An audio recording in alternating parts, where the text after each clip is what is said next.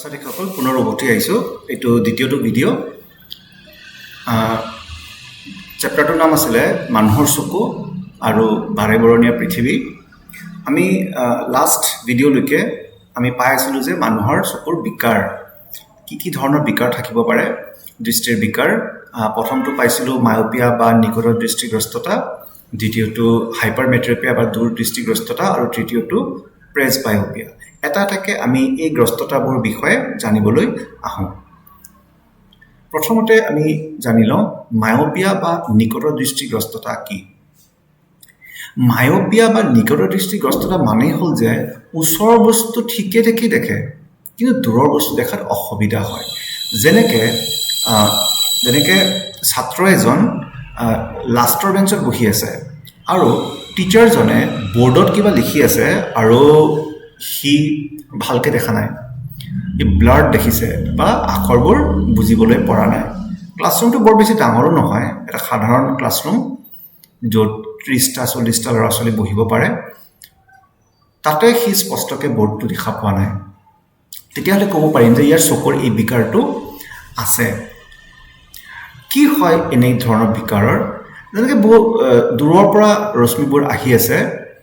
দূৰৰ পৰা ৰশ্মিবোৰ আহি ইয়াৰ লেন্সডাল যথেষ্ট পৰিমাণে পাতল হ'ব নোৱাৰে যাৰ বাবে লেন্সডাল শকতে হৈ থাকে যাৰ বাবে গোটেইখিনি ৰশ্মি গৈ এই ঠাইটোত কেন্দ্ৰীভূত নহয় আগতেই কম্বাইন হৈ যায়গৈ পাতল হ'লেহে বস্তুটো দূৰত গৈ তাৰ ফ'কাছ দৈৰ্ঘ্যটো বাঢ়িব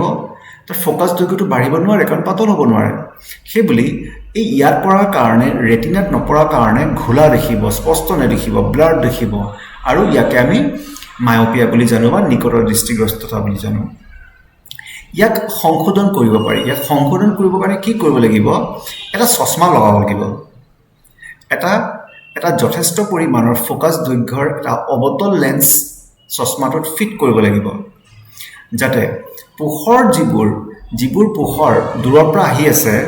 সেইবোৰ যিহেতু ওচৰতে লগ পাইছিলে কিন্তু দূৰত লগ পোৱাৰ কাৰণে ইহঁতক অপসাৰী কৰাব লাগিব তাৰমানে অলপ আঁতৰলৈ পঠিয়াব লাগিব এই অৱতল লেন্সডালে কি কৰে পোহৰবিলাক অলপমান বাহিৰৰ ফালে ঠেলি দিয়ে বাহিৰৰ ফালে ঠেলি দিয়াৰ কাৰণে অৱশেষত গৈ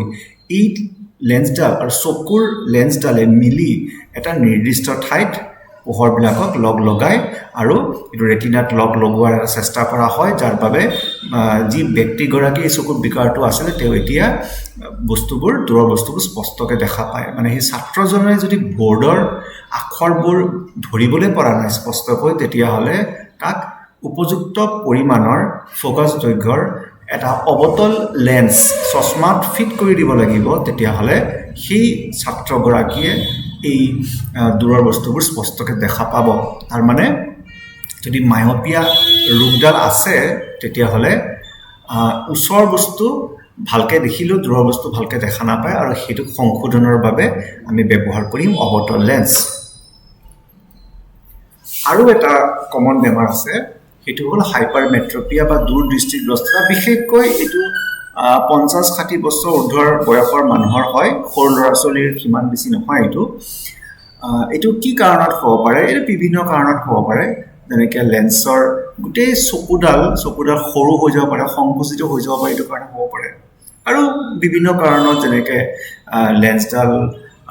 লেন্সডালৰ চাৰিওফালে যিটো চিৰিয়াৰী পেশী থাকে এই পেশীবোৰ যথেষ্ট শক্তিশালী হৈ নাথাকে বয়সৰ বাবে এই হাইপাৰমেট্ৰপিয়া বা দূৰ দৃষ্টিগ্ৰস্ততা থকা ব্যক্তি এজনৰ দূৰৰ বস্তু দেখাত কোনো ধৰণৰ অসুবিধা নহয় ওচৰৰ বস্তু দেখিবৰ কাৰণে দিগদাৰ হয় দূৰৰ বস্তু স্পষ্ট দেখে কিন্তু ওচৰৰ বস্তু অস্পষ্ট দেখে যেনেকৈ উদাহৰণটো চাবা যে এনে সাধাৰণতে এটা লক্ষ্য বস্তুৰ পৰা পোহৰ গৈ পিনে পৰিব লাগে ৰেটিনাত লগ লাগিব লাগে ৰেটিনাত কিন্তু যিহেতু ওচৰৰ বস্তুটো এনেকৈ বাহিৰৰ ফালে ওলাই গৈছে ইয়াৰ পৰা ৰশ্মিবোৰ কিন্তু যথেষ্ট পৰিমাণে ডাঠ হ'ব নোৱাৰে গোটেইখিনি ৰশ্মি গৈ ৰেটিনাটোত নপৰি তাৰ পিছফালেহে পৰা যেন এনেকুৱা লাগিব পিছফালে পৰিলে মানে সেই ঠাইটোত ইয়াতে গোটেইখিনি কেন্দ্ৰীভূত নহ'লগৈ আৰু যাৰ বাবে ৰেটিনাই এটা স্পষ্ট প্ৰতিবিম্ব দেখুৱাব নোৱাৰিব ঘোলা দেখিব ক্লিয়াৰ নেদেখিব তেতিয়াহ'লে কি কৰিব লাগিব এই যে বিন্দুডাল আছে য'ত লগ লাগিছে ওচৰলৈ আনিব লাগে ওচৰলৈ আনিবলৈ হ'লে এই লেন্সডাল শকত কৰিব লাগিব লেন্সডালটো শকত কৰিব নোৱাৰি কাৰণ এইটো ভিতৰতেই সমস্যাটো আছে চিলিয়াৰী পেশীবোৰ কমজোৰ হৈ গ'ল তেতিয়াহ'লে এই ৰশ্মিবোৰক ওচৰ আনি পেলাবলৈ হ'লে এটা অতিৰিক্তভাৱে এটা উত্তল লেন্স লগাব লাগিব চশমাত ফিটিং কৰি এই উত্তল লেন্সডালে কি কৰে এই যিটো পোহৰবোৰ ইয়াত কেন্দ্ৰীভূত হৈ আছে ইয়াক আনি ইয়াতে কেন্দ্ৰীভূত হ'ব ইয়াত কৰাইছে তাৰমানে চকুৰ লেন্সডালটো আছেই ইয়াৰ কিমানখিনি এটা সামৰ্থ্য আছে ইয়াত কেন্দ্ৰীভূত কৰিবৰ কাৰণে কিন্তু আগতীয়াকৈ কেন্দ্ৰীভূত কৰিবৰ কাৰণে উপযুক্ত ফ'কাছ দৈৰ্ঘ্যৰ এডাল কনভেক্স লেন্স লগাব লাগিব তেতিয়াহ'লে সেই মানুহজনে ওচৰৰ বস্তুবোৰ কি কৰিব স্পষ্টকৈ দেখা পাব আকৌ কৈ আছোঁ হাইপাৰমেট্ৰপিয়া বা দূৰদৃষ্টিগ্ৰস্ততা চাবা যে দূৰদৃষ্টিগ্ৰস্ততা মানে দূৰৰ বস্তু স্পষ্টকৈ দেখিব পাৰে অলপমান ইয়াতে ব্যাকৰণৰ অলপমান খেলিমেলি লাগিব পাৰে দূৰদৃষ্টিগ্ৰস্ততা কিন্তু দূৰদৃষ্টিগ্ৰস্ততা মানে গ্ৰস্ততা আৰু দূৰদৃষ্টিৰ বাবে নহয় ওচৰৰ বস্তুৰ কাৰণে তেতিয়াহ'লে হাইপাৰমেট্ৰপিয়া দূৰৰ বস্তু স্পষ্টকৈ দেখা পায় ওচৰৰ বস্তু ভালকৈ দেখা নাপায় আৰু যাৰ বাবে এটা উত্তল লেন্সৰ লগাব লাগিব চশমাত তেতিয়াহ'লে ক্লিয়াৰকৈ দেখা পাব আৰু এটা আমি বিকাৰ আলোচনা কৰিম প্ৰেছবায়পিয়া ওচৰৰ বস্তু আৰু দূৰৰ বস্তু দুয়োটাই যদি অস্পষ্ট দেখে তেতিয়াহ'লে সেই বিকাৰক আমি প্ৰেছবায়পিয়া বুলি জানিম কি কি কাৰণ হ'ব পাৰে বিভিন্ন কাৰণ হ'ব পাৰে প্ৰথমত বয়সৰ বাবে উপযোজন ক্ষমতা কমি আহে তাৰমানে যিটো লেন্সডালৰ নমনীয়তা বা তাৰ যিটো এটা সেন্সিটিভিটি সেইটো কমি আহিব বয়সৰ বাবে শৰীৰৰ বিভিন্ন ধৰণৰ অংশবিলাকেই বয়সৰ লগে লগে কমজোৰ হৈ পৰে চিলিয়াৰী পেশীবোৰ দুৰ্বল হয় চিলিয়াৰী পেশীবোৰ সেইবোৰ পেশী যিবোৰে চকুৰ লেন্সৰ ফ'কাছ দৈৰ্ঘ্যটো নিয়ন্ত্ৰণ কৰে পাতল কৰিব বা শকত কৰিব আৰু লেন্সৰ নমনীয়তা কমি অহা এই বিভিন্ন কাৰণতে কি হ'ব পাৰে প্ৰেছবায়পিয়া হ'ব পাৰে কি প্ৰতিকাৰ দুই ফ'কাছযুক্ত লেন্স ব্যৱহাৰ কৰা আমি বহুতে দেখিছোঁ বয়সীয়াল যিসকল আমাৰ ককা হওক বা আইতা হওক বিভিন্ন তেনেকুৱা 60-70 বছৰ ঊৰ্ধৰ মানুহখিনি তোমালোকে ভালকৈ মন কৰা যদি চশমাটো এনেধৰণৰ থাকে অলপমান এটা ঘাট থাকিব ইয়াতে